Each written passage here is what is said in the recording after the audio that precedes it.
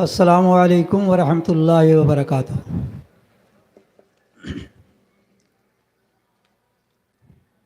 آپ حضرات کے سامنے دسواں جلسہ دستار بندی کے موقع سے خطبہ استقبالیہ پیش کرنے کی سعادت حاصل کر رہا ہوں، اس امید کے ساتھ کہ آپ حضرات بغور سماعت فرمائیں گے۔ الحمدللہ رب العالمین والصلاة والسلام علی سید الانبیاء والمرسلین محمد وعلی آلہ واصحابہ اجمعین، اما بعد۔ عالی وقار صدر اجلاس، رہبران شریعت، سرپرستان علوم، نبوت و ہمدردان قوم ملت، آج کے اس تاریخی موقع پر ہم رب ذوالجلال کا جتنا شکر ادا کریں کم ہے کہ اس ذات کریمی نے محض اپنے فضل و عنایت سے ہم منتظمین و خدام مدرسہ کو 10واں عظیم الشان جلسہ دستار بندی منعقد کرنے کی توفیق عطا فرمائی، جس کی مناسبت سے سرزمین خیر آباد، شناوران بحر شریعت اور حاملین علم و معرفت کے قدوم و محنت لزوم سے مالا مال ہو رہی ہے۔ حضرات گرامی، آج کے دینی، علمی اور روحانی اجلاس عام میں ہم اپنی بلندی قسمت پر جتنا فخر و ناز کریں اور خوشی و مسرت سے سرشار ہوں کم ہے کہ آج ہمیں خاصان خدا، وارثین انبیاء، اکابرین دیوبند اور حاملین فکر ولی اللہ کے استقبال کی سعادت نصیب ہو رہی ہے، جن میں نواسۂ شیخ الاسلام حضرت مولانا مفتی محمد سلمان منصور پوری، استاد حدیث دارالعلوم دیوبند و نائب امیر الہند جمعیت علماء ہند تشریف لا چکے ہیں۔ عشاء کی نماز پڑھ رہے ہیں، کہیں ابھی چند منٹوں میں آپ حضرات کے سامنے حاضر ہو رہے ہیں۔ نمونہ سلف حضرت مولانا انعام الحق صاحب، محتمم مدرسہ دارالعلوم ہدایت الاسلام نوساری گجرات، اور فخر شیراز ہند حضرت مولانا توفیق احمد صاحب، ناظم اعلیٰ جامعہ حسینیہ جونپور، خاص طور پر قابل ذکر ہیں۔ لہذا میرا اخلاقی فریضہ ہے کہ ان باعظمت اور مقدس ہستیوں کو مرحبا کہوں اور ان کی خدمات عالیہ میں ہدیہ تشکر و امتنان پیش کروں کہ ہماری خلوص و محبت بھری دعوت کو شرف قبولیت بخشا، اپنی ہمہ جہت مصروفیات سے قیمتی وقت نکالا اور سفر کی صعوبتوں کو گوارا کر کے تشریف آوری سے سرفراز فرمایا۔ اس عزت افزائی اور خردہ نوازی پہ میں اپنی طرف سے نیز مدرسہ کے معزز اراکین، اساتذہ کرام، باشندگان خیر آباد اور اس سرزمین کے ذرہ ذرہ کی جانب سے اپنے موقر مہمانوں کا پرخلوص خیر مقدم کرتا ہوں اس شعر کے ساتھ: بخت روشن، چشم روشن، روز روشن کیجئے، آئیے دستار بندی کی مبارک عید ہے۔ سامعین با تمکین، اساتین امت، علماء شریعت اور صلحائے ملت کا یہ تاریخی اجتماع یقیناً رابطۂ مدارس، وحدت اسلامی، علمی آبیاری اور بہار ایمانی کا عظیم الشان مظہر ہے۔ گویا علم و معرفت کی کہکشاں اس علمی اسٹیج پر جلوہ فگن ہے۔ انشاءاللہ یہ اہل خیر آباد کے لیے فعال نیک اور دینی بیداری کی ضمانت، نیز مدرسہ عربیہ علوم کے دینی، علمی اور دعوتی سفر میں سنگ میل اور سابقہ روایات سے بڑھ کر بڑھتا ہوا قدم ثابت ہوگا۔ آج کے اس روحانی اجلاس میں جبکہ منتظمین مدرسہ 2 سال میں حفظ قرآن کریم اور قرأت و حدر سے فارغ ہونے والے حفاظ و قراء کو دستار فضیلت پیش کر کے اپنی ذمہ داری سے عہدہ برا ہو رہے ہیں، میں اپنا فریضہ سمجھتا ہوں کہ آپ کے اس محبوب اور ہر دل عزیز ادارہ مدرسہ عربیہ منبع العلوم خیر آباد کی مختصر روداد و قواعد پیش کروں۔ سرپرستان علوم نبویہ قصبہ خیر آباد اعظم گڑھ اور مئو کے درمیان شاہراہ کے کنارے ایک قدیم مسلم اکثریتی اور صنعتی قصبہ ہے جو تقریباً 50,000 کی آبادی پر مشتمل ہے، جس کی اکثریت صنعت، پارچہ بافی و تجارت سے منسلک ہے۔ اس میں متعدد مدارس، عصری اسکول، لائبریریاں اور اسپتال وغیرہ ہیں۔ 3.5 صدی قبل خیر اللہ شاہ صاحب نے اس کو آباد کیا، اسی لیے خیر آباد کے نام سے موسوم ہوا۔ مسلم معاشرہ پر ناخواندگی کے غلبہ کی وجہ سے یہاں کی کوئی مرتب تاریخ دستیاب نہیں ہو سکی، تاہم تاریخی شواہد بتاتے ہیں کہ دور شاہجہانی میں خیر آباد شہزادی زیب النساء کی جاگیر میں تھا، پھر شاہان شرقیہ کے قلمروں میں شامل ہوا جو علوم و فنون کی ترویج اور علماء نوازی میں مشہور تھے، لیکن اس علاقے کی جانب توجہ نہیں ہوئی، شاید اس وجہ سے کہ یہاں کی مسلم اکثریت پارچہ بافی سے منسلک تھی۔ تاہم 1240 ہجری میں مولانا کرامت علی جونپوری رحمۃ اللہ علیہ نے اس علاقے کو اپنی دعوتی سرگرمیوں کا مرکز بنایا، جس کے سبب یہاں کے مسلمانوں میں دینی و علمی بیداری آئی اور مدرسہ کے قیام کا داعیہ پیدا ہوا۔ مدرسہ عربیہ منبع العلوم کی تاریخ قیام کا کوئی مستند ریکارڈ موجود نہیں ہے۔ در حقیقت نام و نمود سے دور، خلوص و للہیت سے بھرپور چند بندگان خدا نے حضرت مولانا کرامت علی جونپوری رحمۃ اللہ علیہ کی تحریک و ترغیب پر ایک مکتب قائم کیا، جس کا نام منبع العلوم رکھا۔ اس سے سعی التقویٰ کی روح اول دن سے اس میں پائی جاتی ہے۔ ابتدا میں ایک صاحب خیر کے مکان میں تعلیم ہوتی تھی، پھر بچوں کی تعداد زیادہ ہوئی تو جامع مسجد سے متصل دکن جانب کے کمروں میں منتقل کر دیا گیا۔ ہمارے پاس جو مختصر ریکارڈ موجود ہے اس سے پتہ چلتا ہے کہ 1315 ہجری میں، یعنی آج سے 131 سال قبل یہ مدرسہ قائم ہوا۔ اس منبع علم و حکمت کے اولین ذمہ داروں کے اسماء گرامی دستیاب نہیں ہو سکے، البتہ حافظ عبدالغفور صاحب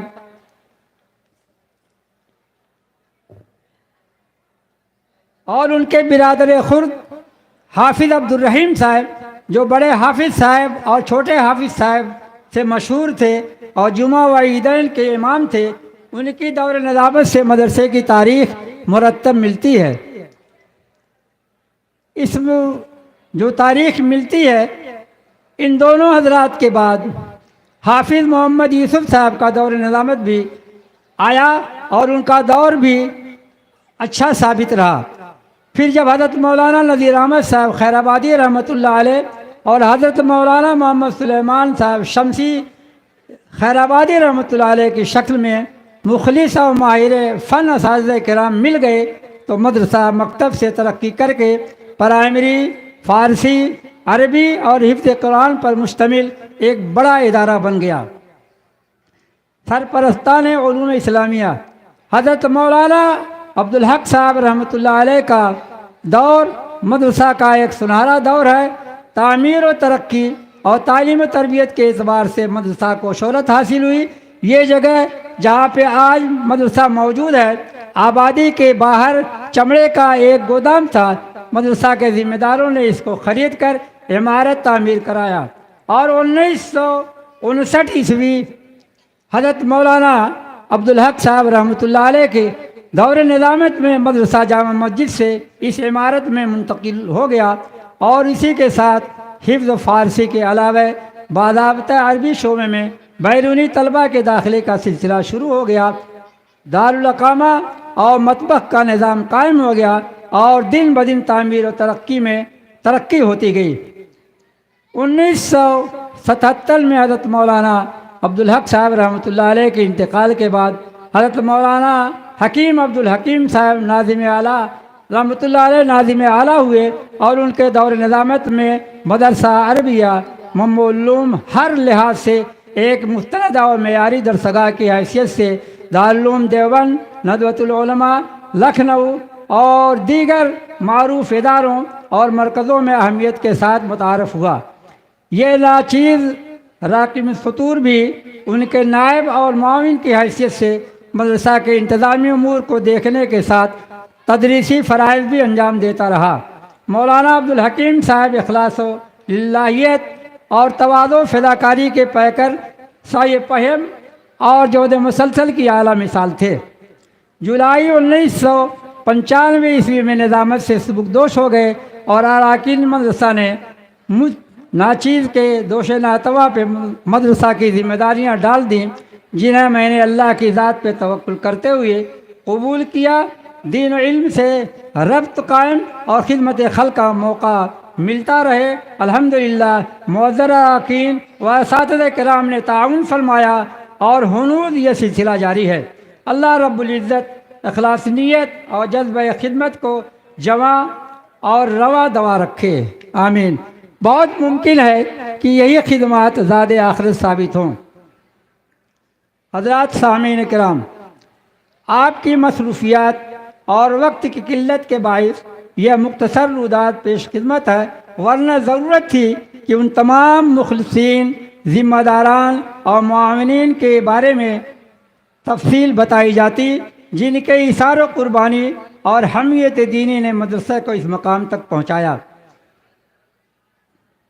حضرات گرامی، آپ کا یہ ادارہ بغیر کسی اشتہار و نمائش کے محض فضل خداوندی اور اعلیٰ تعلیم و تربیت کی وجہ سے علمی حلقوں میں ایک مستند اور معتمد ادارے کی حیثیت رکھتا ہے۔ حضرات سامعین، اس وقت مدرسہ کے شعبہ عربی، فارسی اور حفظ قرأت میں طلبہ عزیز کی مجموعی تعداد 444 ہے۔ عربی و فارسی میں 175 اور حفظ میں 269، جن کے لیے 9 درسگاہیں ہیں۔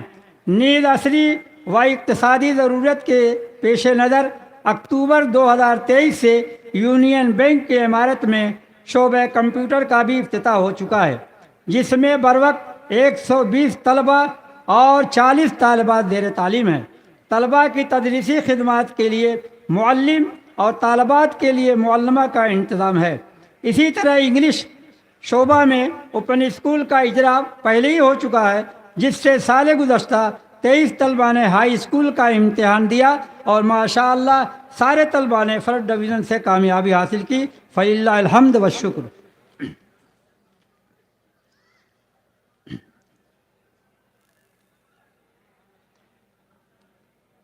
ان تمام مصارف کو عوام کے مالی تعاون سے پورا کیا جاتا ہے، اور بانی دارالعلوم دیوبند حضرت مولانا محمد قاسم صاحب نانوتوی رحمۃ اللہ علیہ کے اصول ہشتگانہ پہ عمل کرتے ہوئے کسی بھی مستقل ذریعہ آمدنی اور سرکاری امداد سے پرہیز کیا جاتا ہے۔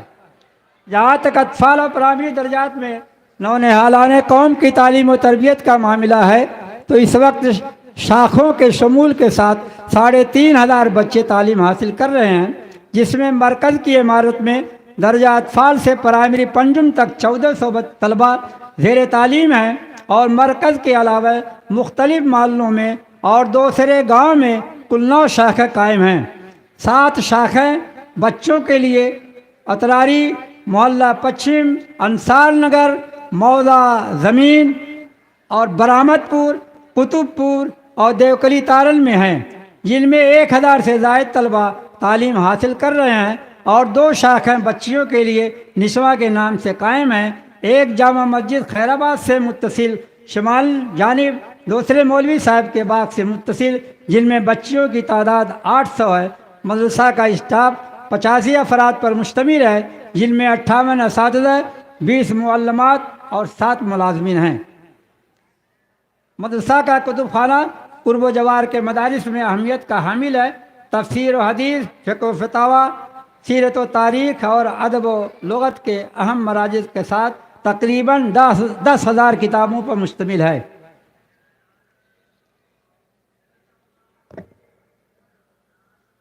معزز علماء کرام و سامعین اجلاس، اہل قصبہ خیر آباد مدرسہ عربیہ منبع العلوم کا یہ 10واں اجلاس عام ایک مثالی اجلاس ہے، جس میں مدرسہ کے شعبہ حفظ و قرأت سے فارغ ہونے والے طلباء کی دستار بندی مشائخ دارالعلوم دیوبند، اکابرین امت و علماء اعظام کے مبارک ہاتھوں انجام دی جائے گی۔